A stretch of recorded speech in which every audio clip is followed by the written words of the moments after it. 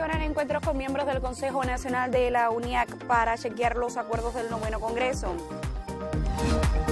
Celebra La Habana con un programa conmemorativo al aniversario 501 de su fundación.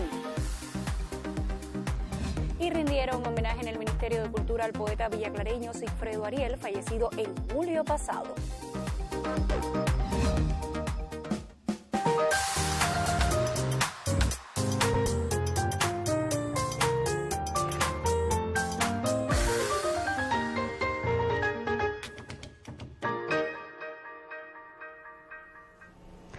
Saludos desde La Habana, es lunes 16 de noviembre de 2020 y abrimos la emisión del Noticiero Cultural de la televisión cubana. La Unión de Escritores y Artistas de Cuba da seguimiento por estos días a la marcha del cumplimiento de los acuerdos de su 9º Congreso a través de las sesiones de trabajo por manifestaciones con los miembros de su Consejo Nacional, reconocidas figuras de las letras y las artes en nuestro país, quienes integran el más importante órgano de dirección en la UNIAC. En la sala Villena de la sede nacional de la UNIAC tuvo lugar el encuentro de los miembros del Consejo Nacional de las Artes Escénicas, del que le ofrecemos detalles en esta emisión.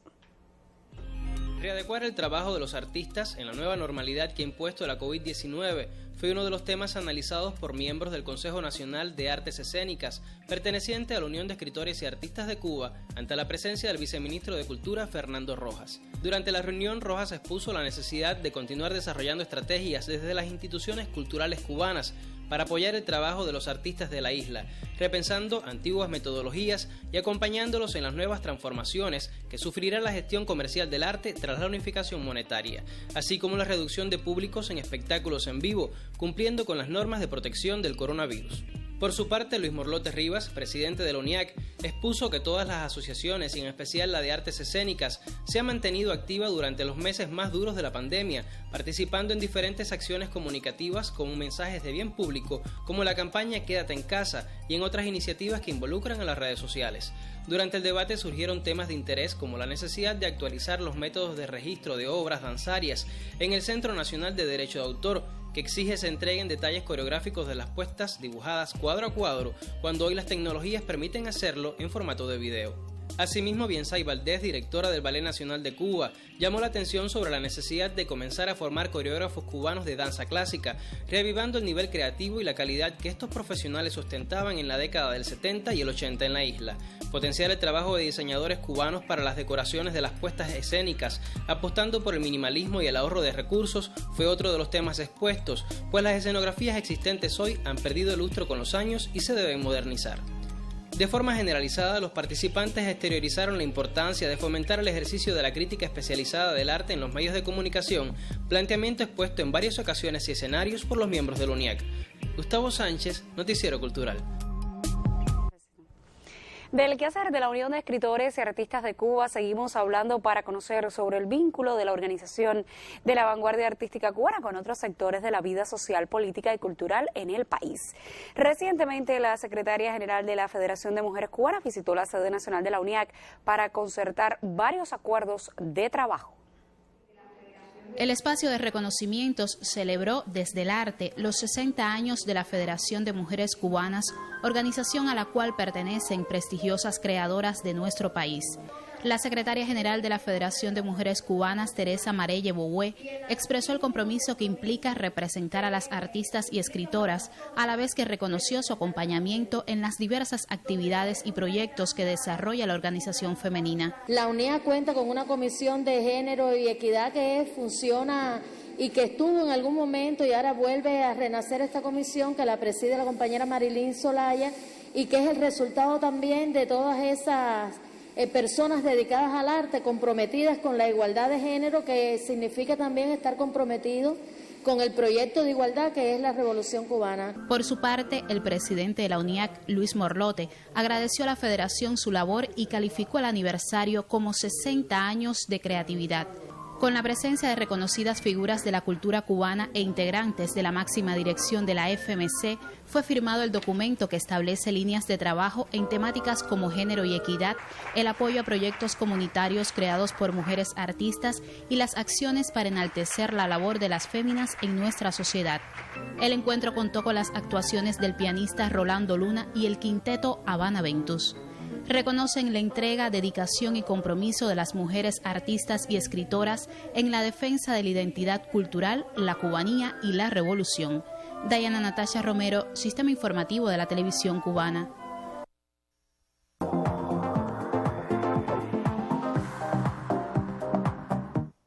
Tiempo entonces para revisar lo que publican otros medios de comunicación en materia cultural, y comenzamos por el portal de Prensa Latina, que informa que el presidente de Cuba, Miguel Díaz-Canel, evocó hoy el valor patrimonial de la antigua villa de San Cristóbal de La Habana en ocasión de sus 501 años de fundada.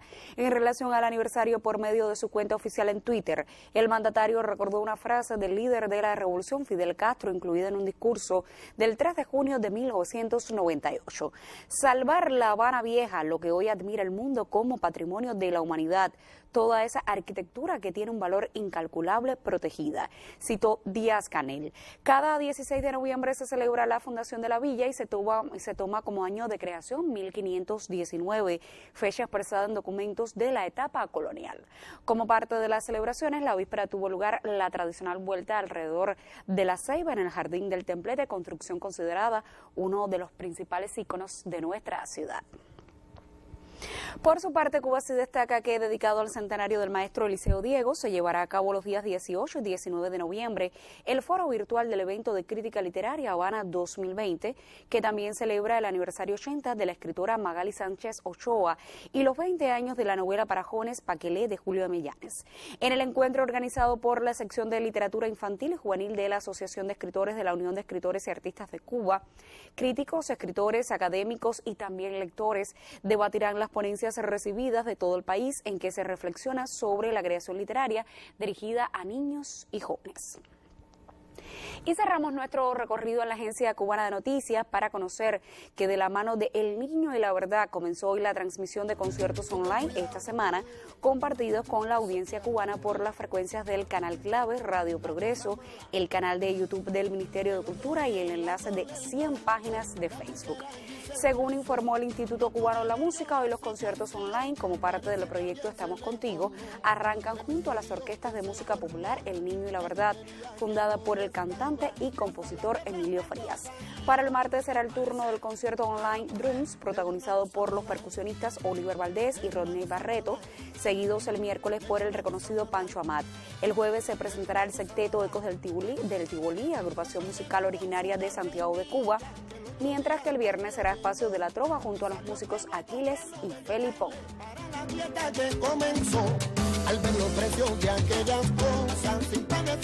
Y con la música del Niño y la Verdad estamos poniendo punto final a nuestra revista de prensa. Yo le propongo entonces que hagamos una pausa en esta emisión de lunes y que se quede con nosotros. Al regreso estaremos hablando de audiovisuales. Esa es La Habana. Esa es La Habana. No sería posible hablar de la restauración del centro histórico de La Habana sin recordar la preocupación personal de Fidel por eso. Y en la fachada del Palacio de los Capitanes Generales está escrito con letras de oro el decreto ley por el cual definió una continuidad en el trabajo de investigación historiográfica, de restauración. Quiso hacer de La Habana Vieja un centro de estudio de la restauración, y así lo logró, y así lo vio, y así lo disfrutó. ¡Qué bella es mi ciudad! Este fin de semana fue presentado en la sede de la Unión de Escritores y Artistas de Cuba la tercera parte del volumen Protagonistas de Amores Contrariados, el poder de la seducción, de la autoría de la reconocida investigadora, crítica y periodista Paquita Armas Fonseca, dedicado a los protagonistas de la televisión en nuestro país. La cita celebró también los 70 años de este medio en nuestro país. Estas historias nos adentran en el universo de la televisión, historias personales, relatos de vida, de entrega, de profesión. Paquita de Armas nos adentra a ese universo, una historia de 70 años a través de sus protagonistas. Yo no solo a través de este libro, esta es la tercera temporada como tú dices, pero hay una primera y una segunda. Hay lista en la imprenta ya para publicar una cuarta, creo que viene una quinta. Y pensamos, no sé, espero que la gente de la televisión me ayude en hacer una multimedia que sería en este año de los 70 años de la televisión, una multimedia con más protagonistas de la televisión. Esa multimedia tendría la ventaja que no ofrece la edición impresa de poner pedazos de las obras que las personas interpretaron o dirigieron o filmaron. El libro de entrevistas protagonistas de Amores Contrariados, el poder de la seducción, del editorial En Vivo, llega en su tercera entrega y nos sigue acercando a ese quehacer investigativo de su autora. A decir del presentador Víctor Fowler, desde estas líneas también se nos hablan de las cualidades de la crítico e investigadora, desde las definiciones de sus entrevistas, el camino del diálogo. El reto de la televisión es hacerla mejor, siempre. Hay que hacerla mejor. Yo creo que el reto de la televisión es llevarse por los programas que marcan pauta. Las historias no terminan y muchos han transitado por los caminos de la televisión en estas 7 décadas, desde un legado, una amplia tradición, un compromiso. Por eso se anuncia la próxima entrega de un 4º volumen y otras historias desde la entrevista que nos adentran al universo. A nombre de la Unión de Escritores y Artistas de Cuba y su presidente Luis Morlote Rivas, entregó un reconocimiento a Waldo Ramírez, director general de la televisión cubana, con motivo del aniversario 70 de la llegada de ese medio a nuestro país, y definió esa cercanía de los miembros de la vanguardia artística cubana con el medio, desde el quehacer, el diálogo y la participación. Soy Lampardo Cabrera, Noticiero Cultural. Y precisamente esta semana nuestra sección Contrapunteo dedica sus miradas a los desafíos de la televisión cubana en su aniversario 70. Un equipo de nuestro Noticiero Cultural recogió algunas opiniones al respecto.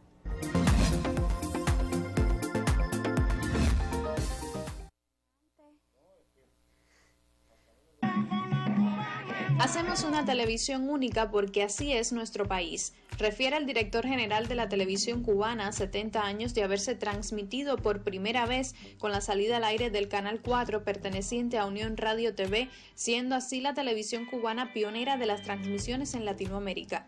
Canal de la televisión cubana, desde sus estudios en La Habana, Santiago de Cuba y Holguín. Cuba, territorio libre en América. Yo creo que todavía debemos aprender mucho más de la artesanía de esa etapa, de cómo los presupuestos estéticos eran mucho más fuertes que los presupuestos monetarios o de dinero, y cómo la televisión no puede perder nunca la esencia misma de que es un concepto que mueve, que impulsa, que emociona y que nos hace vibrar y sentir. Somos diferentes porque educamos. Y para nosotros esto es fundamental, además de divertir, de ser un divertimento y de ser un show y llamar la atención de alguna manera visualmente. ¿Qué televisión tenemos? ¿Qué televisión queremos tener? ¿Y qué televisión podríamos tener? De eso se habló en el evento teórico del concurso Caracol, que analizó recientemente los desafíos de la televisión cubana a 70 años de creada. Y es que este ha sido un año que nos ha obligado a no postergar más el obligatorio vínculo con el ciberespacio. La televisión tiene grandes retos. Uno, la de seguir conectando con el público, con sus visualidades, con esencia, con elementos genuinos que definen a la nación cubana. Y cada vez parecernos más al cubano de hoy en día. Y un poco también ponernos a tono con estos tiempos. Estamos en el siglo XXI, la realidad nos va dictando los derroteros y entonces un poco tener presente todo esto. Considera Víctor Fowler que el mayor reto de estos tiempos es, sin renunciar al entretenimiento, el arte, la experimentación y la factura competitiva, reinventarse en medio de la multiplicidad de propuestas que ponen a disposición de las audiencias las plataformas virtuales. De eso continuaremos hablando mañana con estos realizadores en Contrapunteo. Lisandra Durán, Noticiero Cultural. Mañana le ofreceremos la segunda parte de este reportaje para acercarnos a los desafíos que tiene la televisión cubana en su aniversario 70. Como siempre le digo, usted es invitado a participar de este debate si nos escribe a contrapunteo.cubarte.cul.cu o si nos escribe a nuestra dirección de la red social Facebook, que ya aparece en pantalla. Queremos saber su criterio. Y en la ciudad de Santa Clara se realiza la edición 37 del Festival de Invierno, auspiciado por el Cineclub Cubanacán.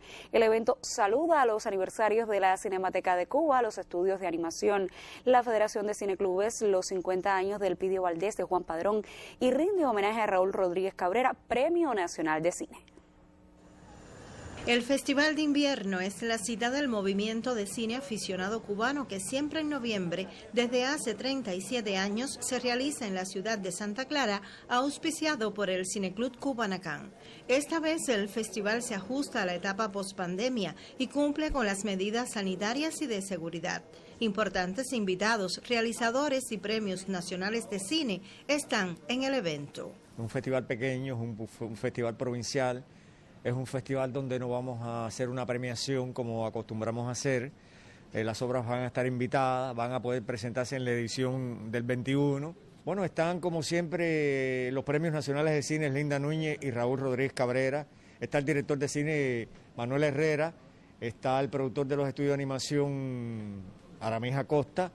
Está la presidencia de la Federación Nacional de Cineclubes de Cuba, Lázaro Alderete. Espacios teóricos, debates y estrenos suceden en el festival. El director de fotografía, Raúl Rodríguez, invitado especial, presentó su documental Los Guaracheros de Regla, dirigido por Lourdes Prieto. Pero este documental tiene características para mí muy personales y muy queridas, porque yo siempre he apreciado mucho lo que ha sido la trayectoria de la comparsa de los guaracheros. Y junto con la directora, ella se entusiasmó cuando entendió el trabajo que había hecho esta comparsa a través de los años, que prácticamente es una comparsa que nace con el triunfo de la Revolución y todavía está en activo. Eso me pareció que era importante que se destacara y que se conociera en un pueblo tan singular como es el Reglano. Desde Villa Clara, Alfredo García e Hilda Cárdenas Conyedo para el Noticiero Cultural. Vamos a hacer otra pausa en esta emisión y en el próximo segmento le pondremos al tanto del homenaje al poeta Sigfredo Ariel que tuvo lugar hoy en la sede del Ministerio de Cultura.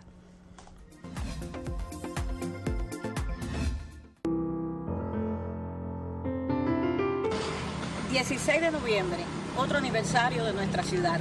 Aquí frente a esta ceiba, frente a esta plaza de armas que nos ha visto pasar a todos pidiendo deseos los 16 de noviembre, día de San Cristóbal de La Habana. Felicidades a todos, recordando siempre a nuestro Eusebio Leal, que hizo posible todo este proyecto.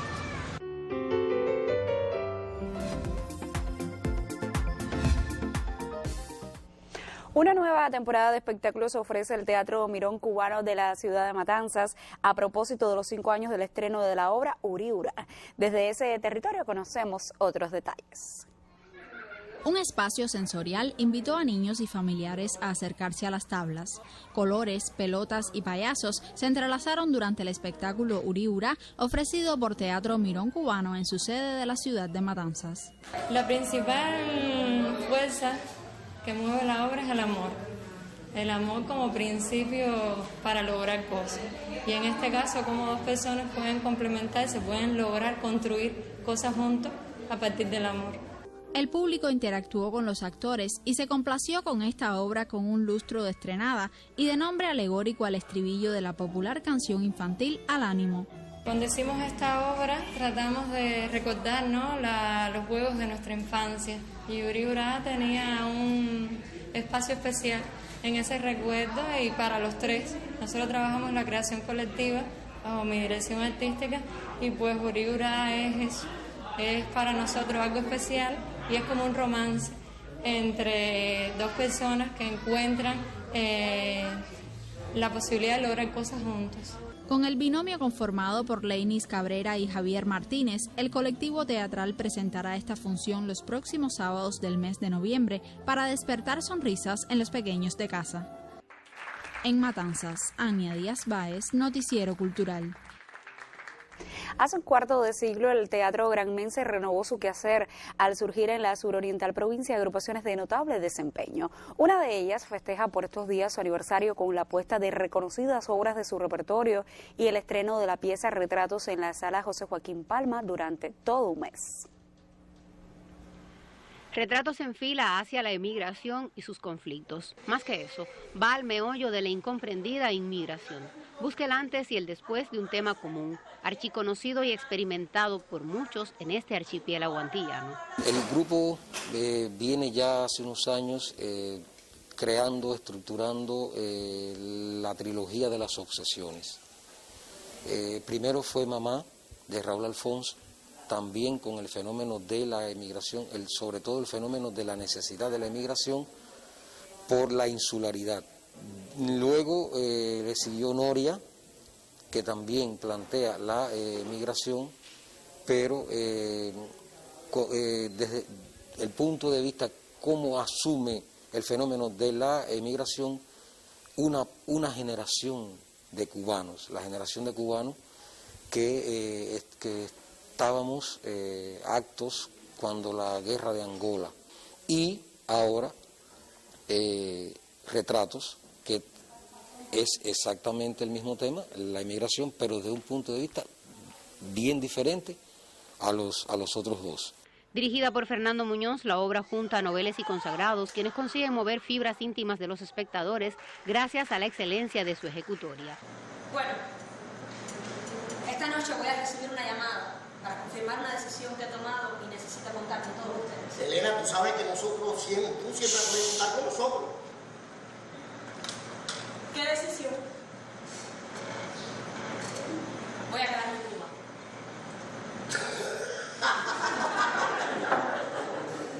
Escrita por la dramaturga santiaguera Lilian Susel Saldívar, Retratos es una pieza estructurada en 10 escenas. Las mismas transcurren en el contexto de una familia cubana actual radicada en la ciudad. Con esta presentación, Alas de Cuba celebró su 25 cumpleaños. Instituciones culturales, el partido y el gobierno en el territorio reconocieron el trabajo de estos artistas y sus fundadores, que han merecido premios diversos en importantes certámenes como el Festival Máscara de Caoba y los nacionales de teatro de La Habana y Camagüey. Con un amplio repertorio activo entre el que destacan obras como Las Rosas de María Fonseca, Mamá, Noria y Monólogos de una Vagina, los integrantes de Alas se proponen continuar consolidando su línea ideoestética desde la interpretación de la realidad cubana contemporánea. En Gran Maya, Kelin Pérez, Noticiero Cultural. Y esta tarde tuvo lugar en la sede del Ministerio de Cultura un homenaje al poeta Sigfredo Ariel, fallecido en julio pasado. Personalidades de la cultura, amigos y seguidores de su obra evocaron su vida y legado. En la emisión de este martes ofreceremos los detalles del emotivo encuentro, pero al cierre de hoy lo recordamos. Pasado un tiempo regresamos a fumar al Arrecife y esperamos a Emilio durante todo el santo día para de nuevo, llenos de risa boba, ponernos a fumar. Y se borrarán los nombres y las fechas y nuestros desatinos, y quedará la luz, brother, la luz, y no otra cosa. Son versos de Sigfredo Ariel. De Sigfredo Ariel, que se despidió demasiado pronto, quedan poemas esenciales, queda música salvada y atesorada por él a lo largo de décadas, quedan dibujos y diseños icónicos, y queda luz, mucha luz, luz para alumbrar la memoria de tantísimos amigos de años haciendo arte y literatura en la tierra que le tocó y que él honró con su obra y su ejercicio cotidiano. Hombre, si se quiere, renacentista, asumió el arte en visibles facetas, pero siempre es posible encontrar una columna vertebral, el elogio a las cosas más cercanas que hacen nuestra vida, los pequeños espacios y horas, los sentimientos más íntimos, las gestas cotidianas, la banda sonora de la existencia, y todo en diálogo permanente con un acervo, con el armazón inmenso de la poesía cubana, de la cultura toda, espíritu de la nación. En una de aquellas casas merodeaba el fantasma de Heredia y en otra el del poeta milanés, según dijeron. Otros bardos menores volaban también en el vapor de las comidas. Pienso yo, otros versos de Sigfredo Ariel. Mañana mismo podremos ser el polvo de la bomba y ahora mismo no encontrar un pobre sitio donde tenernos. Es notable la manera en que se desdibujan fronteras entre lo eterno, lo que asumimos como eterno, y el aquí y el ahora del simple mortal. El poeta es visitado por espectros que, como él, en su momento respiraron y comieron y amaron y sufrieron y se fueron a dormir la siesta, y que, en momentos de epifanía, escribieron poemas que le ganaron la batalla al tiempo. Pero, ¿cuántas páginas se perdieron en el torbellino de los años? Sigfredo Ariel se empeñó en articular una cartografía de la memoria y sus meandros, de las peripecias que no implicaron hitos, crónica al margen. Hay gente que solo se acerca a esta ribera a lanzar el resultado de sus encantamientos. Muchachos y muchachas esquivan mazorcas de maíz, ánimas atadas con hilos de algodón, plátanos, naranjas y animales muertos. A menudo me he dejado llevar por la corriente, agua de la ciudad, agua que filtran los gajos de la menta.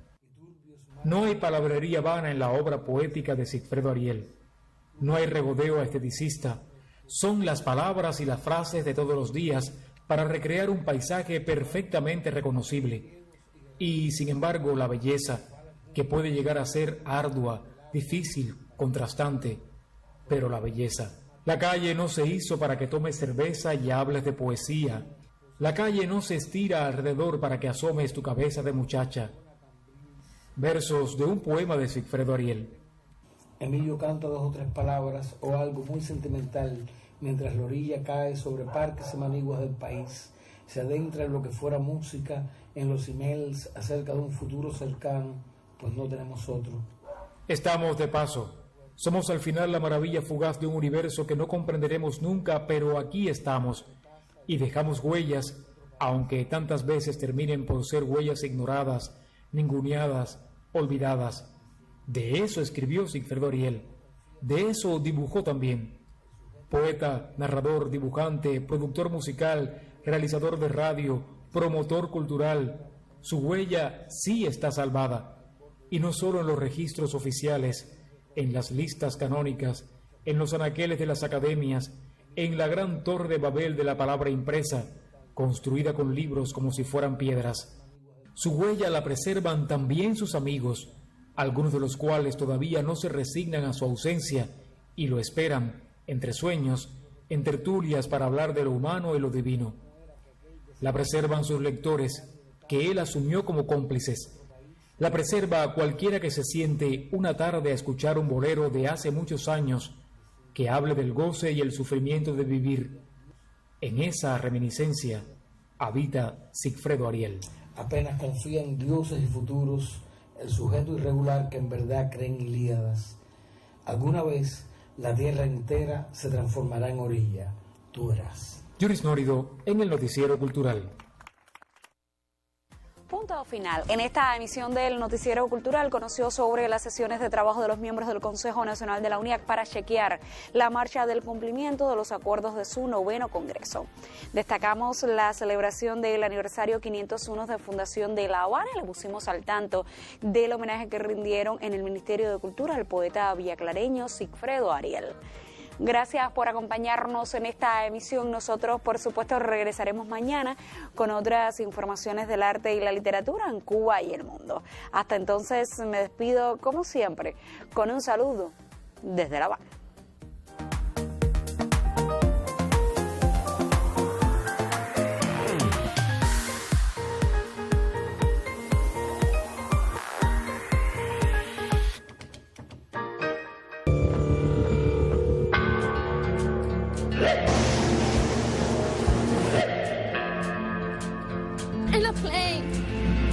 They got my blood up in their veins.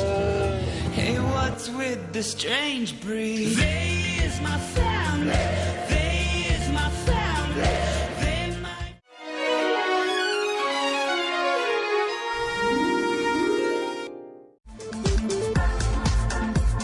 Data Azúcar. Con el talento y conocimiento acumulado de sus profesionales, brinda soluciones informáticas para la gestión empresarial cubana con un modelo de innovación en la base tecnológica. 42 años de experiencia y fidelidad hacia sus clientes, ahora se presenta con una nueva imagen. Data Azúcar.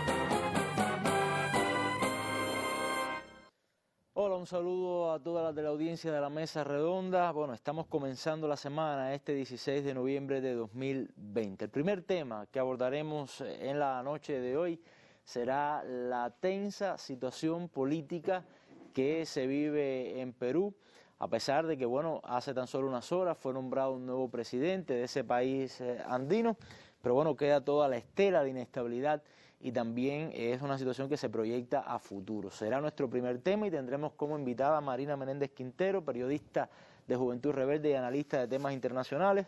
Tendremos la habitual sección La Esquina con el colega Reinaldo Taladrid y la última parte de nuestra mesa redonda, nuestro último tema será la situación en el Medio Oriente, algunos países del Medio Oriente. Bueno, ya conocida nuestra primera panelista y también nuestros temas, por favor, quédese junto a nosotros. Hoy en la Mesa Redonda. 5 días después de asumir la presidencia de Perú, Manuel Merino renunció el domingo en un mensaje por televisión. Merino tiró la toalla tras una semana de masivas protestas de ciudadanos que le tachaban de usurpador y golpista y debido a la represión policial, que dejó al menos 2 muertos y provocó salidas en cadena en el gobierno. No paran las manifestaciones de los palestinos contra los crímenes israelíes. Hoy en la Mesa Redonda. Vamos con nuestra habitual sección, la noticia del día. Tiene que ver con nuestra región, con Centroamérica, que hace prácticamente unos días sufrió el terrible impacto del huracán ETA y ahora nuevamente se prepara para un nuevo y poderoso huracán. Veamos qué decían las televisoras extranjeras en la mañana de este lunes sobre los preparativos, de cómo se estaban preparando algunos países de esta región para enfrentar este evento meteorológico.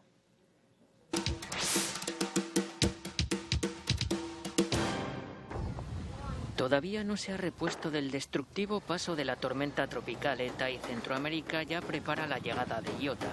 El huracán ha alcanzado ya la categoría 4 y con vientos de más de 200 kilómetros por hora se acerca a las costas centroamericanas.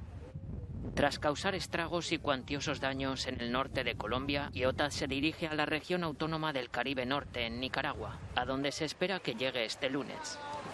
Los habitantes de la zona se preparan para hacer frente a intensas lluvias, marejada ciclónica y vientos que califican de catastróficos. Las autoridades nicaragüenses y hondureñas han activado alertas rojas en varias regiones y han comenzado a evacuar a los ciudadanos en masa a lugares más seguros.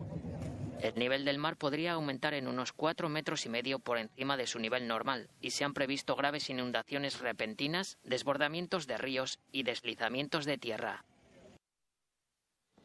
Bueno, terrible situación, una terrible desgracia también para Centroamérica, porque hay que recordar también que son países pequeños, países con economías muy pobres, pero bueno, estaremos atentos a esta situación. Vamos ya al primer tema que nos ocupa en la noche de hoy.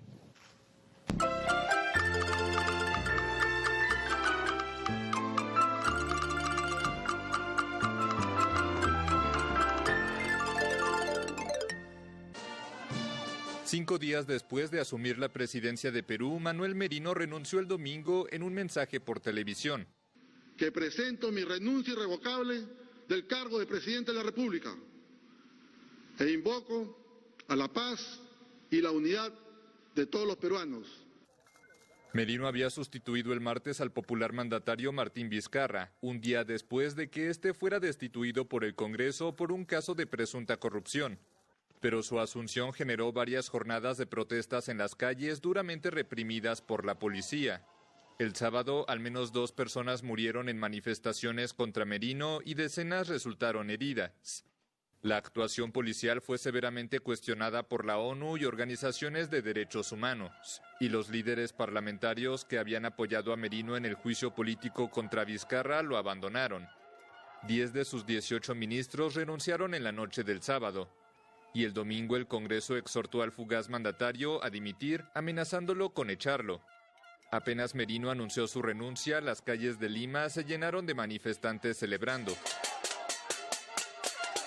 El expresidente Vizcarra celebró la renuncia de Merino y exhortó al Tribunal Constitucional a pronunciarse lo antes posible sobre su destitución el pasado 9 de noviembre.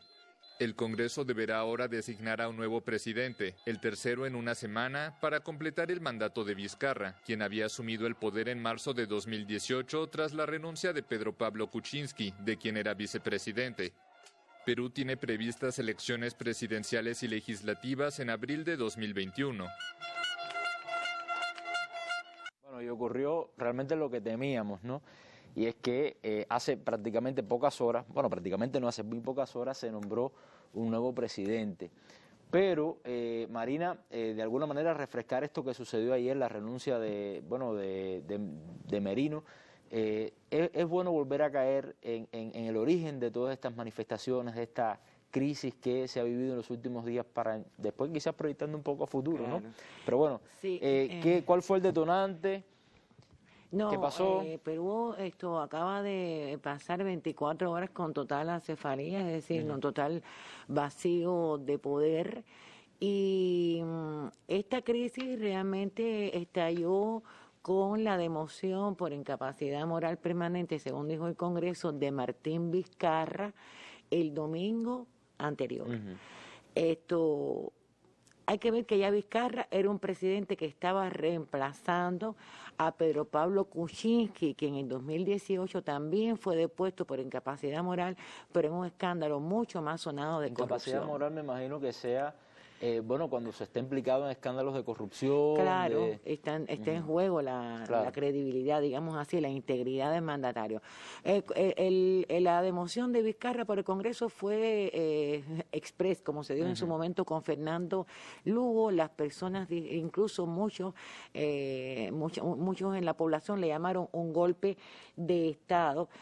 Hubo un intento primero por demoverlo que no fructificó, en que se alegó que había hecho negocios sucios para contratar a un cantante, algo que pareciera baladí, y después se presentó una denuncia de supuestos actos de corrupción cuando él era gobernador en su localidad natal. Lo cierto es que la democión de Vizcarra fue seguida de la juramentación de Manuel Merino, algo que la población rechazó, no para defender a Vizcarra. Aquí se habla en el material de que es un hombre popular. Ciertamente parece que su actitud, abriendo justamente procesos contra la corrupción, le ganó aceptación en la población, a pesar de que era un vicepresidente que llegaba a la primera magistratura para suplir a Pedro Pablo Kuczynski. Y Oliver, es obvio que el Congreso, dividido en bancadas, en minoritarias, muy fragmentado,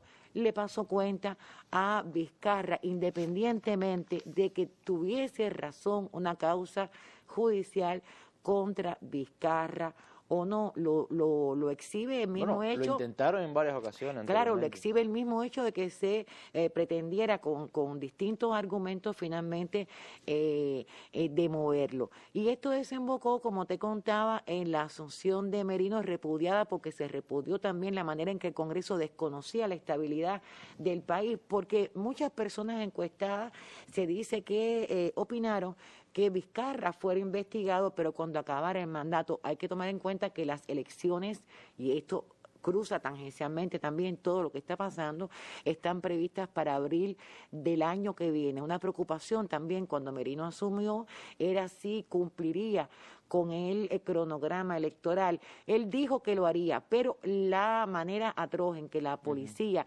reprimió a los manifestantes realmente provocó todavía más insubordinación y dejó dos jóvenes muertos, que hoy fue para ellos la primera mención del nuevo titular del Congreso, que por ende es ahora también el nuevo presidente interino de Perú, Francisco Sagasti.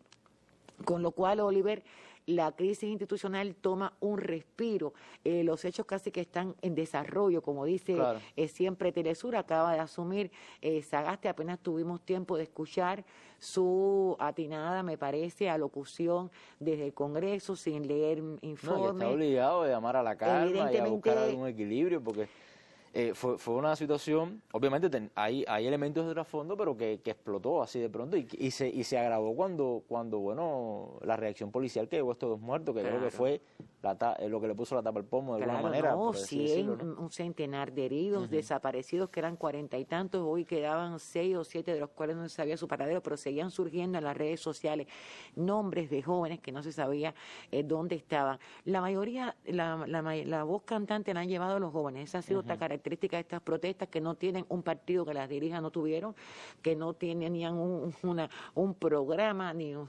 objetivo político. Y desde luego está detrás de todo esto, Oliver, es decir, la explosión se produce porque había el sustento, el explosivo de una inconformidad social que también ha sido reconocida hoy, que hay motivos para ello por parte de Sagasti, y que tiene que ver con la crisis desatada por el coronavirus, el hecho de que Perú sea esté entre los países, creo que es considerado el segundo país con mayor mortalidad a causa del COVID, y también una crisis económica que se ha aguzado con la pandemia, con una caída del Producto Interno Bruto reiterada en cada mes, de un PIB que venía muy estable, pero muy estable como resultado de que resultado de una privatización. Como son los crecimientos de estos países, con políticas muy neoliberales. Que ha traído una desigualdad social. Ahora, yo estaba leyendo hoy por la mañana también de que se iba a encauzar al presidente saliente, a Merino. Ya eso está, eso es un hecho. Exacto. ¿Cuáles son las causas? ¿Qué posibilidades,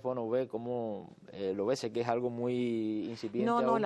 ¿Y qué pasa también con Vizcarra? Que tiene una prohibición de no poder salir del país, también sobre su cabeza. Voy a decir, con Merino yo creo que es un mensaje de tranquilidad para la ciudadanía, y que pudiera ayudar a que la población diera un compás de espera a Sagasti. Es el hecho de que la Fiscalía hoy personalmente hizo una aparición pública para decir que sí, que Merino iba a ser enjuiciado junto con los principales titulares de su efímero gabinete y el jefe de la policía, por la salvaje represión de que fueron objeto los manifestantes. Eso ya es un hecho. Y en cuanto a Vizcarra, tú sabes que circuló un comunicado del Partido Morado, que es el partido que propone a Sagasti, donde el Partido Morado hablaba de que el tribunal pedirle de que Sagasti,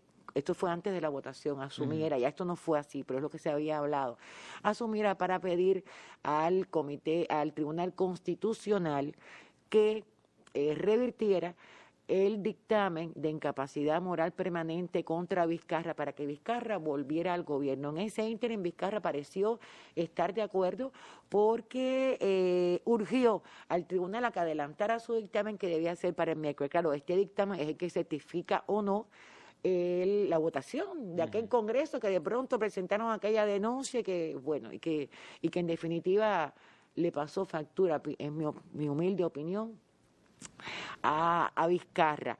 Y ya hoy, apenas asumiendo el nuevo titular del Congreso, por tanto, nuevo presidente interino, Sagasti, el Tribunal Constitucional dijo que consideró con lugar la queja de Vizcarra, es decir, la demanda de Vizcarra contra su democión, pero no aprobó que volviera a la primera magistratura. Yo quería preguntarte, Marina, si tomando en cuenta toda la situación, la renuncia de Merino iba a ser la solución para esta crisis o el nombramiento de un nuevo presidente, pero me interesa que primero veas el siguiente reportaje y en base a él después, a lo que se diga ahí, entonces me analices el asunto, ¿ok? Vamos a ver. ¿Y ahora qué va a ocurrir en Perú? La dimisión este domingo de Manuel Merino tras solo 5 días como jefe de Estado, lejos de cerrar la profunda crisis política que atraviesa el país, ha abierto otra aún más profunda. Merino tiró la toalla tras una semana de masivas protestas de ciudadanos que le tachaban de usurpador y golpista, y debido a la represión policial que dejó al menos 2 muertos y provocó salidas en cadena en el gobierno. Los peruanos, hartos de estériles luchas de poder, siguen en la calle. Están contentos con la dimisión de Merino, pero exigen que también salgan todos los corruptos del Congreso y se redacte una nueva constitución. Él no renunció, el pueblo lo sacó. Ahora viene el Congreso que se tiene que ir. Una nueva constitución es la que tiene que venir. Pero eso no significa que bajemos la lucha, porque hay a muchos que sacar. Asesinos, gritan los manifestantes a las fuerzas del orden. Se han presentado denuncias por homicidio y graves violaciones de los derechos humanos contra el expresidente Merino, su primer ministro y el ministro del Interior por la represión de la última semana. El Tribunal Constitucional exige a la policía que ubique inmediatamente a numerosas personas desaparecidas durante las protestas. Entre tanto, el Congreso mostró este domingo otra vez su profunda división al rechazar la elección de la legisladora izquierdista Rocío Silva Santiesteban como jefa del Congreso y, por ende, como presidenta interina hasta las elecciones de abril. El Legislativo volverá a intentar llegar a una solución este lunes, una solución urgente, pues Perú está en estos momentos sin presidente y sin mesa directiva del Congreso, en medio de una enorme crisis política, social y económica. Bueno, hasta hace unas horas era un trabajo muy actual, ¿no? Ya se nombró un nuevo presidente interino. Ahora, lo que me llama la atención de allí, y eso es lo que te quiero preguntar, fíjate, el mensaje es tan claro: queremos una nueva constitución y queremos la destitución también del Congreso. ¿Cómo valoras eso tú? No hay duda de que todas estas jornadas pudieron haber hecho experimentar un crecimiento, digo, en el plano de las demandas, en el plano de la proyección, a tantas personas inconformes, sobre todo los jóvenes, reitero, reconocidos hoy Se veían muchos jóvenes ahí, por sí. Sagasti. Eso es importante, que Sagasti los haya reconocido. Y que Oliver tienen antecedentes no solamente en la crisis del COVID, no solamente en la crisis económica y en la desigualdad social, sino además en la larga historia de hechos, de denuncias de hechos corruptos que tiene el Perú reciente, el Perú de los años 2000 para acá. Incluso ahora mismo revisando en la red social Twitter algunas de las reacciones de la población, porque apenas tuvimos tiempo de palpar cómo habían reaccionado los manifestantes al nombramiento de Sagasti. Estos decían, por lo menos, bueno, Sagasti no tiene denuncias, es decir, no tiene denuncias en contra, no tiene un historial corrupto. Eso nos da también la medida de cómo todo este historial y todos estos entuertos que han de un modo u otro enrolado a 4 expresidentes peruanos en los últimos años en relación con la corrupción, también han provocado este descreimiento de la población en la política tradicional o incluso en los partidos de nuevo cuño que han actuado en el Congreso ayer, por ejemplo, de una forma que desconoció tanto las necesidades del país, las necesidades de la gente, dejar una nación sin presidente por 24 horas porque siempre se ha arguido que hay intereses particulares, no solamente por el color de la bandera del partido, sino además personales, en la actitud del Congreso, en estas demociones. Bueno, hay muchas infografías por ahí en los medios sobre incluso los últimos 6 presidentes. O sea, los últimos 6 presidentes no, pero hablan de 6 presidentes, empezando por Fujimori, toda la situación. Toledo, por ejemplo, que está preso en Estados Unidos. Ollanta Humala también estuvo acusado. Kuczynski, Alan García, que se suicidó. Y Alan García se suicidó.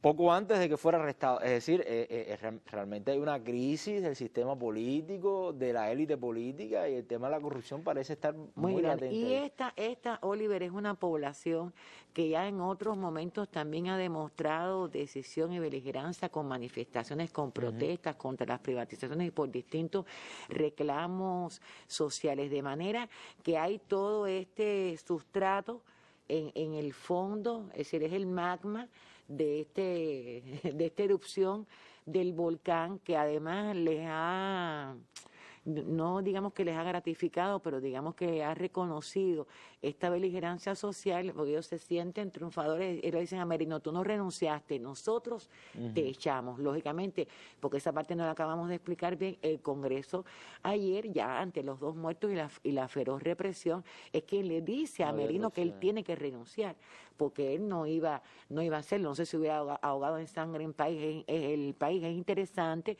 que las Fuerzas Armadas también en su momento momento se desmarcaron, plantaron postura y dijeron que ellos estaban en el deber de defender al pueblo, tanto como a la integridad territorial, y que se debía arreglar todo de una manera pacífica. Pero de donde partía tu pregunta, claro que es posible que todas estas jornadas hayan hecho catalizar de algún modo parecido tal vez a como ocurrió en Chile, aunque en Chile fueron jornadas mucho más continuadas y demandas pero bueno, mucho Chile más, puede más, constituir un referente, estructuradas. dice, bueno, un país cercano, o sea, que está cambiando su constitución, nosotros también necesitamos cambiarla, ¿no? Madurar a las clases sociales que realmente llevan la peor parte y que se dan cuenta ahora como nunca con esta actuación de verdad del Congreso tan egoísta, por decirle de algún modo, de que hay que cambiar las cosas.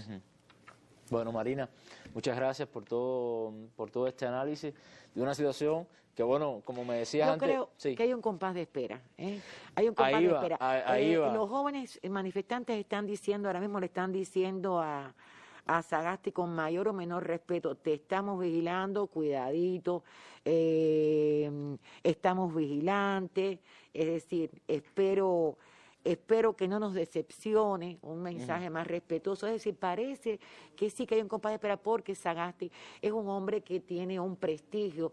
Él es ingeniero industrial, académico, ha fungido como asesor desde el gobierno de Juan Velasco Alvarado, de varios ministerios fue asesor, y también de otros gobiernos posteriores, ha sido también consultante o algo así del Banco Mundial, por eso algunos le dicen que es economista, y es un hombre que hoy habló aparentemente con mucha sinceridad y que trató de conectarse inmediatamente en sus palabras con las bases movilizadas, les ofreció y les pidió confianza. Y Oliver, yo pienso que lo importante sobre todo es llegar a las elecciones de abril y entonces veremos cómo se dibuja el panorama, porque muchos partidos de estos de Congreso que iban a proponer candidatos están desacreditados. Claro. No, yo lo que te iba a decir era que, como me dijiste antes de comenzar la mesa, hay un compás de espera, me lo vuelves a repetir ahora, pero bueno, que hay muchas condiciones, muchos ingredientes para que en cualquier momento... Por eso hago la salvedad. Frente a cualquier situación compleja, volver a Por eso hago la salvedad. Bueno, muchas gracias, Marina, una vez más por estar junto a nosotros acá. 20 años informando y valorando los acontecimientos que han estremecido la región y el mundo. Con el testimonio de los protagonistas y el análisis de reconocidos académicos, periodistas y otros invitados. Mesa Redonda. Más allá de la noticia. Bueno, vamos ya al segundo momento de nuestra mesa redonda. Le damos la bienvenida al colega Reinaldo Taladriz, quien hoy, según tengo entendido, vuelve a tratar otro tema caliente de la política internacional, las elecciones en Estados Unidos o los resultados de las elecciones en Estados Unidos. Veamos.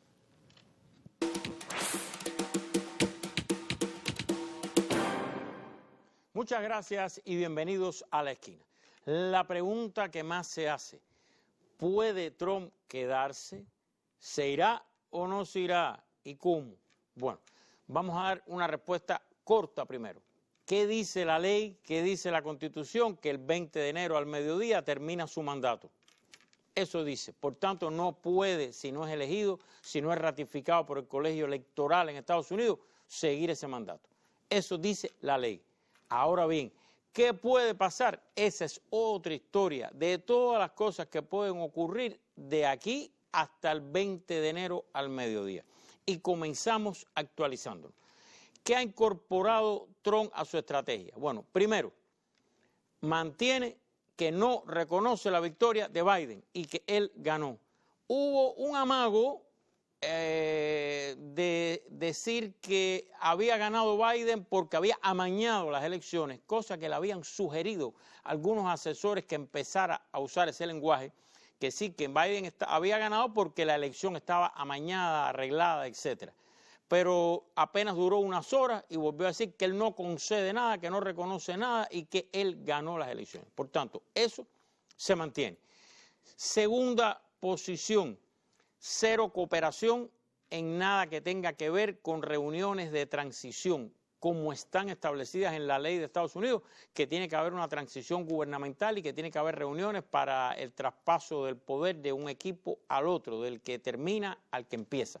Cero cooperación, cero reunión, incluso se está hablando ya de quemar papeles, de no entregar papeles, por muchas razones. Tercera característica, ha incorporado un elemento nuevo, han iniciado las manifestaciones en las calles los partidarios de Trump. Hicieron la primera el sábado y lo que hizo el presidente fue que salió en su caravana presidencial a jugar golf, pero pasó por el medio de la manifestación para saludar a su gente mientras estaban en la calle. Ojo con las manifestaciones, hay un alto grupo de gente en Estados Unidos, partidarios de Trump también, armados y no con armas ligeras, hasta con armas largas. Y ya en la primera manifestación hubo violencia entre partidarios y detractores de Trump, y ojo con eso porque del otro lado también hay algunas gentes en menor cuantía pero que se han armado. Ese elemento lo introdujo nuevo, ojo con eso que pueda pasar o no. Desde el punto de vista legal, han continuado insistiendo en poner pleitos legales. Han perdido algunos, han sido desestimados otros en los estados clave, pero insisten e insisten. Y dicen ya todos los expertos dos cosas. Primero, que no hay mérito legal suficiente para fallar a favor de las demandas de Trump. ¿Por qué? Porque en toda elección, en cualquier país, hay boletas anuladas, boletas que se anulan a propósito, etcétera. Pero tendría que ser en una cuantía suficiente como para alterar el resultado de una elección en uno de los estados o en el país. Y eso va a ser imposible de demostrar, coinciden los expertos. Pero por otra parte, todo parece indicar también que esta estrategia va dirigida a, mientras estén puestos los pleitos, evitar que los estados certifiquen legalmente el resultado de la elección en el estado de Pensilvania, en el estado de Wisconsin, etcétera, y de esa manera ir ganando tiempo y evitar que se certifique la elección. ¿Por qué razón? Bueno, porque una vez que se certifique la elección, la Constitución establece, y la Corte Suprema recientemente ratificó eso en un pleito que venía pendiente desde el año 16, que, por ejemplo, el estado de Texas tiene 38 votos electorales, tiene 38 electores, eso se certifica la elección y esos 38 electores tienen que votar obligatoriamente por el que ganó el estado. Mucha gente, si es justo o no, bueno, ya ese es otro debate, un problema interno de los Estados Unidos que tienen que resolver ellos. Si Biden ganó el 45% del voto en Texas, sí debía tener el 45% de esos 38 votos electorales, pero no es así. Es todo o nada. Aunque usted gane por un voto, se lleva los 38 votos electorales del estado de Texas. Entonces, una vez que se certifique eso, quién ganó en cada estado, ya está certificado y los electores tienen que votar. Y se ha filtrado, aquí ya no se sabe qué es verdad y qué no es verdad, pero se ha filtrado que Trump está analizando y su equipo, su gente cercana, la posibilidad de que los congresos locales, o sea, las cámaras de representantes y los senados de los estados, donde hay mayoría republicana, nombren electores que voten por Trump, aunque Trump no haya ganado en ese estado. Esto no ha pasado, no ha ocurrido, no se sabe si podrá ser o no, pero sería una violación flagrante de la Constitución, de las leyes, y hay que ver si puede hacerse o no.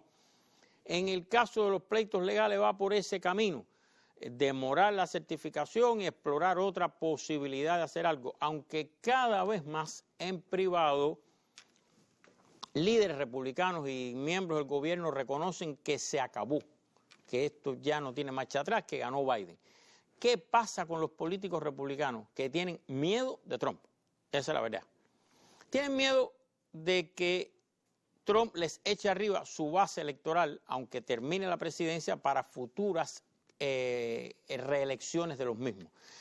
Por ejemplo, el gobernador de Ohio, que es republicano, ya se pronunció públicamente en el sentido de iniciar la transición, etcétera, e inmediatamente Trump le sacó un Twitter diciendo que va a ser retado cuando se presente nuevamente como gobernador, va a ser retado por otro republicano candidato de él. Inmediatamente le sacó ese Twitter. Esa intimidación, más de 70 millones de americanos votaron por Trump, creo que casi 72 millones, es la que tienen muchos políticos republicanos convencidos de que claro que perdió la elección, pero no se atreven a decir nada. Ese elemento está presente también. ¿Qué más puede hacer Trump? Me preguntan. Bueno, nadie sabe lo que se le puede ocurrir. Tratar puede tratar. Los expertos legales le dan mínimo probabilidad. Los expertos políticos consideran que ya esa historia se acabó, que tiene que iniciarse la transición, pero no se ha iniciado. Le han negado el gobierno, o sea, la administración Trump, le ha negado al presidente electo Biden el derecho a los briefings de inteligencia que le corresponden como presidente electo, le han negado toda cooperación en los distintos ministerios o secretarías, como se llama, y eso sigue así. ¿Qué puede pasar? Nadie sabe. ¿Cómo puede terminar? Nadie sabe. Hay otra teoría que ya se está comentando, repito, teoría, es especulación, pero ya se está comentando, de que Trump renuncie para que primero no va a reconocer en un discurso, ni va a hacer transición, ni va a reconocer que perdió. Al renunciar, asumiría la presidencia Mike Pence, el actual vicepresidente, quien le daría un perdón presidencial de estos famosos perdones que se dan los últimos días de la presidencia de todos los delitos federales. Pero hay otros delitos que son de Estado, estatales, que no son federales, que no los cubre al parecer. Pero esto es un terreno inexplorado, porque siempre los debates presidenciales tienen, siempre los perdones presidenciales tienen un debate que es a quién se perdonó y por qué, si era un amigo del presidente que lo perdonó, etcétera. Pero es que nadie nunca ha pensado en este tipo de perdón, salvo Nixon cuando renunció, que fue perdonado por Ford. Nadie nunca entra esto en los debates, pero bueno, estamos en un terreno desconocido donde pueden ocurrir todas estas cosas. Por tanto, esa es la estrategia legal, esta es la estrategia política que está usando, el por qué no se pronuncian más republicanos, más o menos por ahí anda la cosa. Del otro lado, ¿cómo está actuando Biden y su equipo? Como si no ocurriera nada. Ellos están actuando como establece la ley, haciendo reuniones con los expertos del COVID, que está teniendo un tremendo incremento en los Estados Unidos en estos momentos en muchos lugares. Están actuando como si Trump hubiera reconocido y como si no pasara nada, obviando todo eso, que es una estrategia inteligente, dicen muchos, para evitar caer en esto que está provocando la no aceptación de Trump. Ya incluso Biden nombró su equipo de transición en todos los ministerios, en todas las secretarías, su jefe de gabinete de la Casa Blanca, que es el mismo que era Ron Klein, que era el mismo jefe de gabinete de su oficina, y está actuando normalmente como si esto no ocurriera, lanzando ideas ya del programa económico, de otros programas, se barajan nombres ya, como pasa en las transiciones. Esa es la actitud que está adoptando Biden, esta es la actitud que sigue adoptando Trump. ¿Qué puede pasar? Repito, yo les dije lo que establece la ley. 20 de enero, al mediodía, termina este mandato. Ahora, si los estados empiezan a certificar las elecciones, si Trump no logra y su equipo presentar, ellos dijeron que iban a presentar ahora pruebas importantes del fraude, vamos a ver qué presentan. Nunca subestimen la imaginación de este equipo para enfrentar la verdad con hechos que no son reales, no la subestimen, vamos a ver qué presentan, que ya tenían algunas pruebas, etcétera, y se las van a presentar, pero los expertos legales consideran que no. Los recuentos, especialistas que han participado consideran que en un recuento de más de 5.000 votos de diferencia es muy difícil revertir más de 5.000 votos si no hubo un fraude, si no hubo algo intencionado. Por tanto, las diferencias son 14.000 votos en Georgia a favor de Biden, creo que casi 13.000 en Arizona, o sea, por encima de cantidades que puedan ser reversibles en un conteo, un reconteo como el que se está haciendo ya en Georgia. Pero bueno, los estados tienen una fecha para certificar cada estado la elección, quién fue el ganador. Si no logran cambiar eso, si no logran cambiar la lealtad de los electores, que por constitución y por ley tienen que votar por el que ganó el Estado, Viene entonces la reunión del colegio electoral en diciembre, donde se certifica la elección, y ahí ¿qué puede hacer? Los expertos consideran que muy poco puede hacer. Legalmente, para permanecer, que hagan cosas es otra historia, que hagan manifestaciones, que no acepten, que renuncie o no renuncie, o lo que sea, eso puede ocurrir, pero en términos legales, por ahí está la cosa, y por ahí viene lo que puede más o menos ocurrir, que repito, puede ser o no. Esto es inédito lo que está ocurriendo en estos momentos de esta manera, en un periodo postelectoral. Y ya no me queda mucho tiempo, por tanto les propongo dejar para otro momento algo que también preguntan mucho, ¿qué pasaría cuando termine la administración Trump? ¿Qué pasaría con Trump? Hay algunas señales, hay algunas ideas, hay algunas especulaciones de qué pudiera pasar, y es otro tema que preguntan que le propongo abordarlo en otro momento. De esa manera, llego al final de la esquina y retorno a la mesa.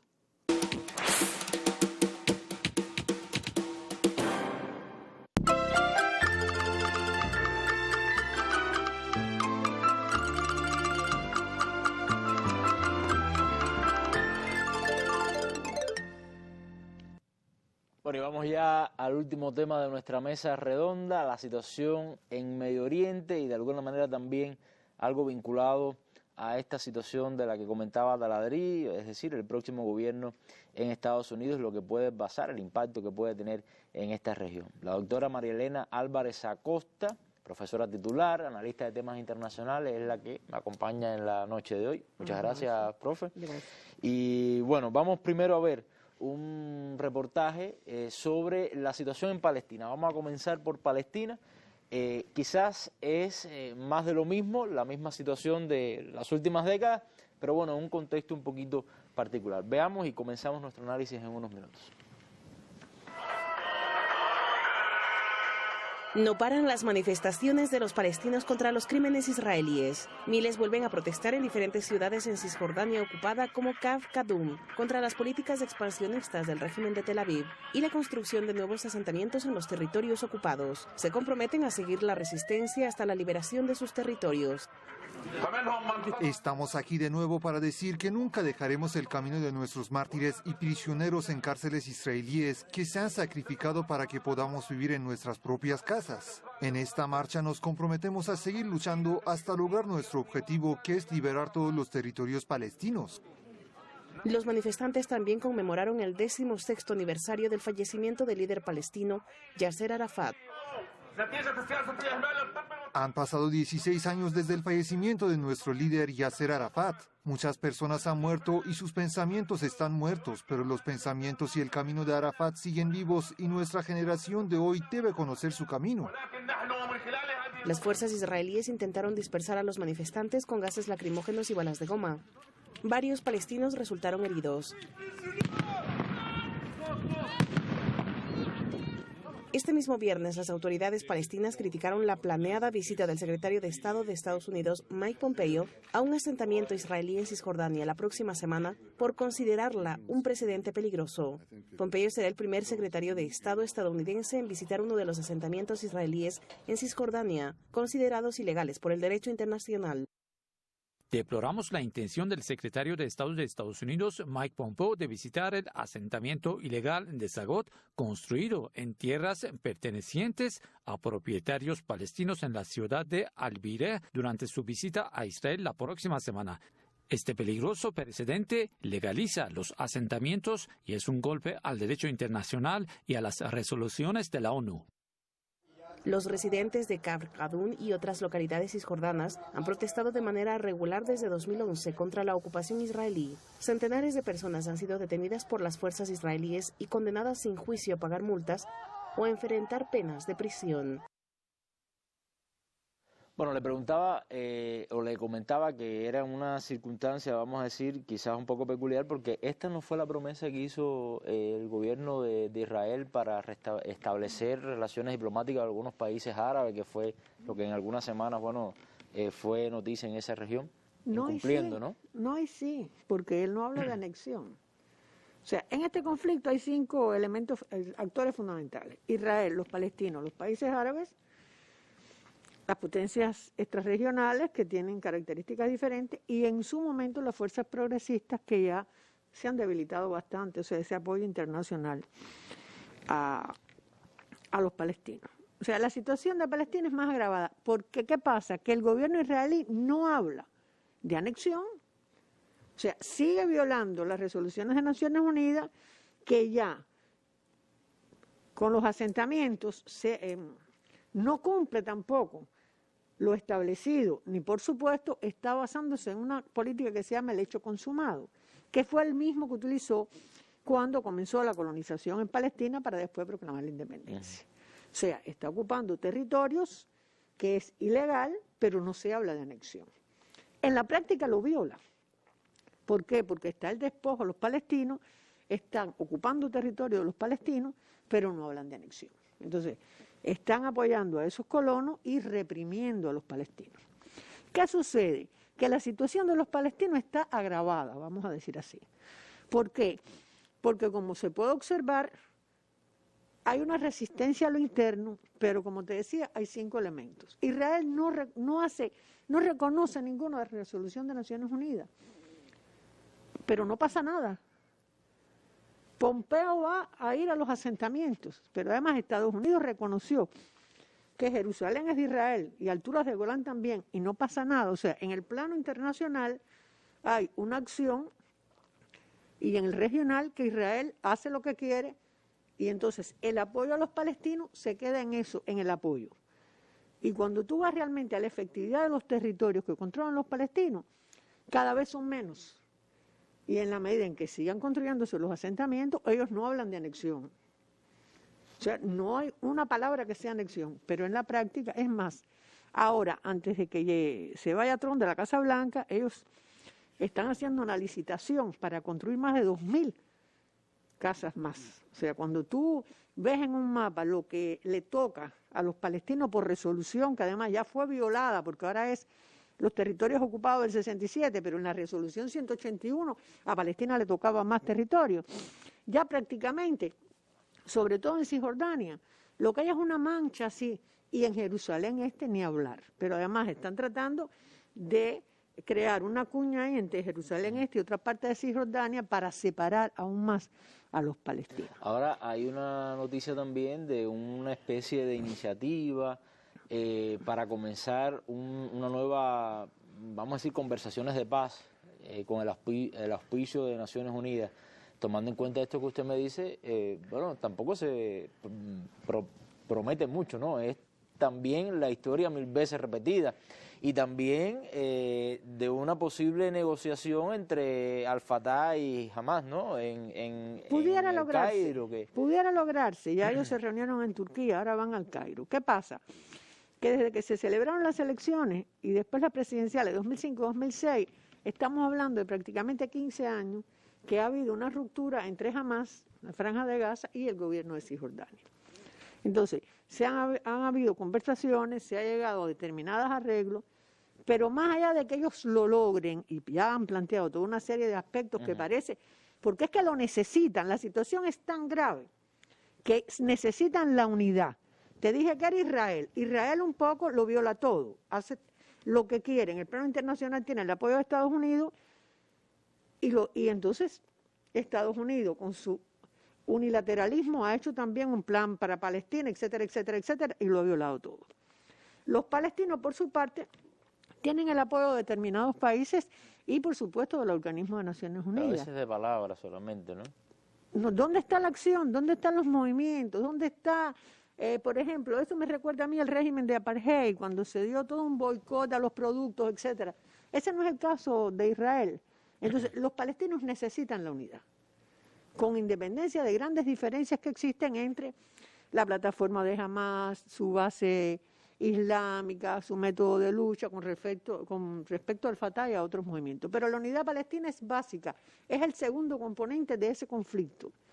Se logra la unidad, hay un apoyo internacional. Y entonces van a ser, porque fíjate, en base, tengo que decirlo porque no se me puede olvidar, Israel lo viola todo. Los palestinos todos los días salen a la calle, pero Israel jamás, aunque lo ocupe todo, logrará, tiene que exterminar a todos los palestinos, porque esa resistencia se ha mantenido con distintas formas de lucha. Y de generación en generación. Siempre, desde que nace. Entonces yo creo que sería una gran fortaleza, porque en la unión está la fuerza, que ellos se unieran, que se celebraran elecciones, y un poco esto daría cierto impulso en lo que puede ser el papel de los propios palestinos en ese territorio con respecto al sistema internacional y a los propios países árabes, porque también no puedo dejar de decir que la población árabe y también persa, la población apoya a los palestinos. O sea, esta ha sido una causa apoyada en la región y que ha adquirido en determinados momentos el carácter de conflicto israelí. Ha ido más allá del conflicto israelo-palestino al conflicto árabe-israelí. Ahora, hay un elemento esencial en este tema, y es el resultado de las elecciones en Estados Unidos, con un presidente electo que es Joe Biden, de una administración como la de Barack Obama, que tuvo, vamos a decir, no sé, no era el preferido, vamos a decir, de los israelíes, aunque obviamente del gobierno me refiero, era su aliado estratégico. Yo le quiero mostrar a usted cuál es el criterio, o sea, de ambas partes con respecto a este fenómeno en el siguiente reportaje, y a partir de ahí quizás, profesor, hablar sobre ese legado, si se puede llamar así, o vamos a decir la herida que abrió Trump, y qué podría significar, por ejemplo, Biden quizás con un regreso, por ejemplo, al acuerdo nuclear, o una posición algo diferente quizás con respecto al conflicto israelo-palestino. Vamos a ver. Okay. Con el triunfo electoral de Joe Biden en Estados Unidos, Israel pierde a un aliado estratégico, el presidente Donald Trump. Para mí y para todos los ciudadanos del Estado de Israel, nuevamente agradezco al presidente Trump por la gran amistad que ha demostrado con el Estado de Israel y conmigo personalmente. Lo felicito por reconocer a Jerusalén y el Golán, por hacer frente a Irán, por los históricos acuerdos de paz y por llevar la alianza estadounidense-israelí a alturas sin precedentes. Gracias, presidente Trump. Trump dejó huella en Israel. Reconoció Jerusalén como capital de Israel, apoyó a la colonización en Cisjordania ocupada, dio el visto bueno a la anexión del Golán y auspició la normalización de relaciones entre Israel y algunos países árabes. Sin embargo, Netanyahu optó por abrir la puerta a la continuidad de estas relaciones, felicitando a Biden y Kamala Harris como presidenta y vicepresidenta electos. Destacó que ha tenido una larga relación de 40 años con el demócrata como un amigo del Estado de Israel. Pero por ahora, Joe Biden es poco popular en Israel, país que visitó por primera vez en 1973 y del que dijo en 2015 que quería respetar la promesa sagrada de proteger el lugar de origen de los judíos. Las relaciones entre demócratas e Israel se habían deteriorado bajo la presidencia de Barack Obama, de quien Biden fue vicepresidente. La política de Trump a favor de Israel consiguió que los palestinos rompieran sus contactos con Washington tras controvertidas medidas. Cerró su consulado en Jerusalén Este, la parte de la ciudad reivindicada por los palestinos. Cortó su ayuda a los palestinos y puso fin a la contribución a la Agencia de la ONU para los Refugiados Palestinos. A la incertidumbre palestina se añade el plan de Trump para Oriente Próximo, que prevé principalmente la anexión israelí de zonas enteras de Cisjordania y un Estado palestino en un territorio reducido.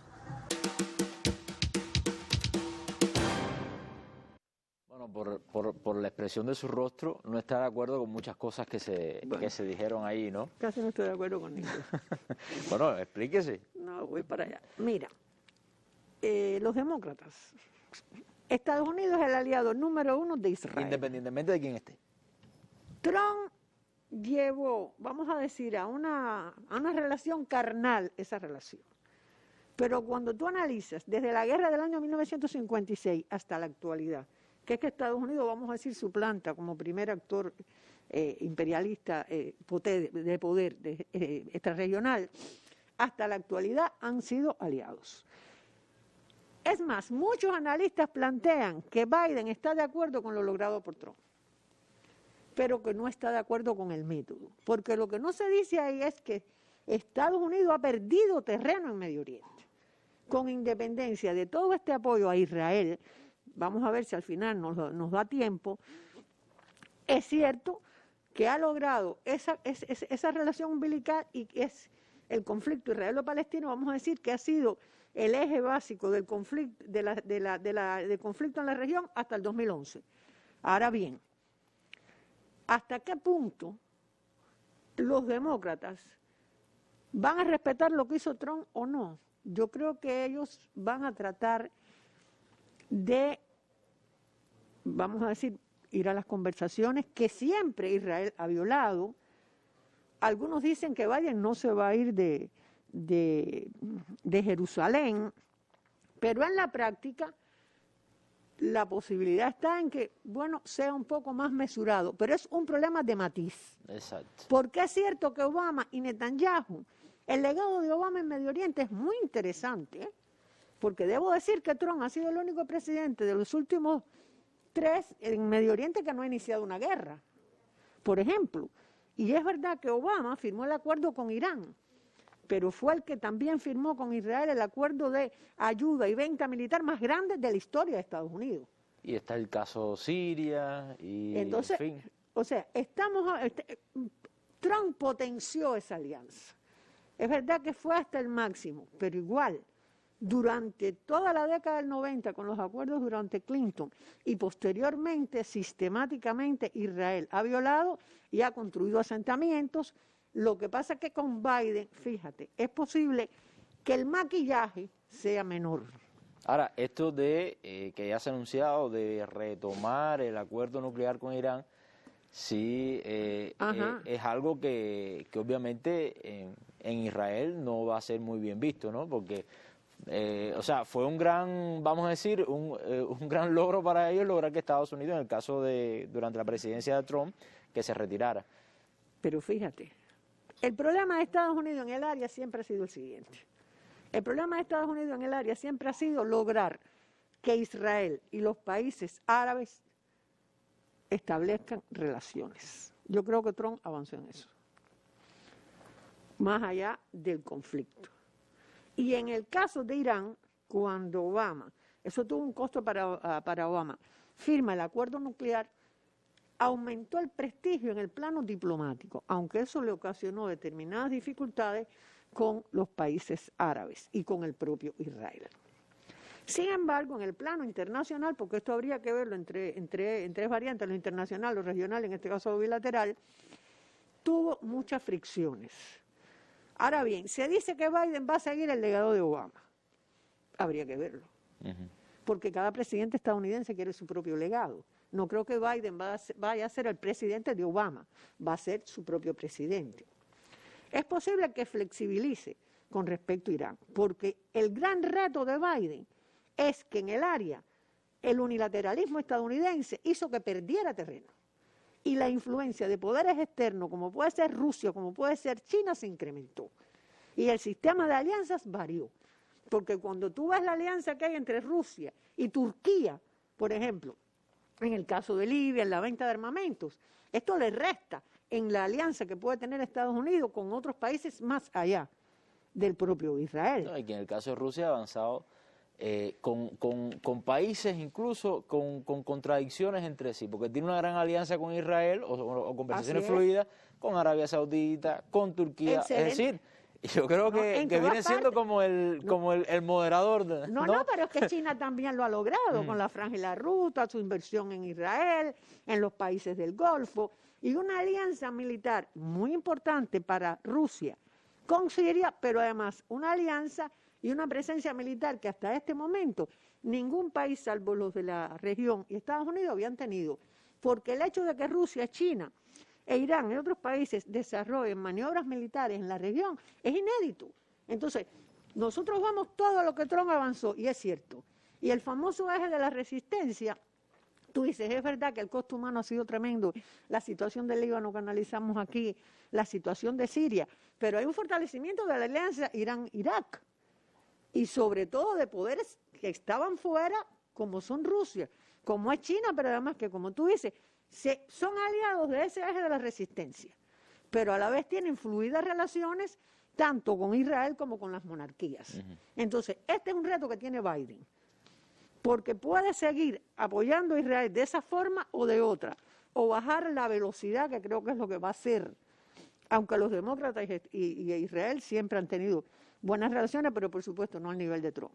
Pero lo que Trump le deja, más allá te dije que no, fue un presidente que no desarrolló otra guerra, es una pérdida de liderazgo desde el punto de vista diplomático y político, de prestigio a nivel internacional, de no cumplir los acuerdos, y la presencia de otros poderes que antes no tenían ese espacio, y de una triangulación de alianzas muy interesante que le ha restado espacio a Estados Unidos en determinadas áreas, aunque se haya fortalecido en el caso de Israel.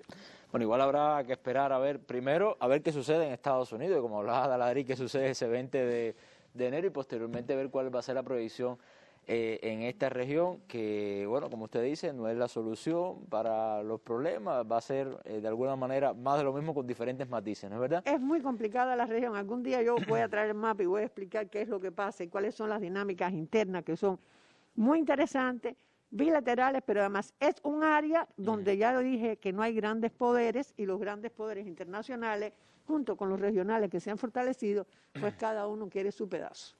Bueno, profesora, muchas gracias por haber estado junto a nosotros en la noche de hoy, y nos vamos con nuestras imágenes del día, en este caso un tema bueno, y es, bueno, el cumpleaños 501 ya de La Habana. Qué bien. 501 años ya La Habana, y bueno, las felicidades por parte de la mesa redonda, vamos a decir, a esta hermosa ciudad. A usted muchas gracias por su atención y nos vemos en un próximo programa.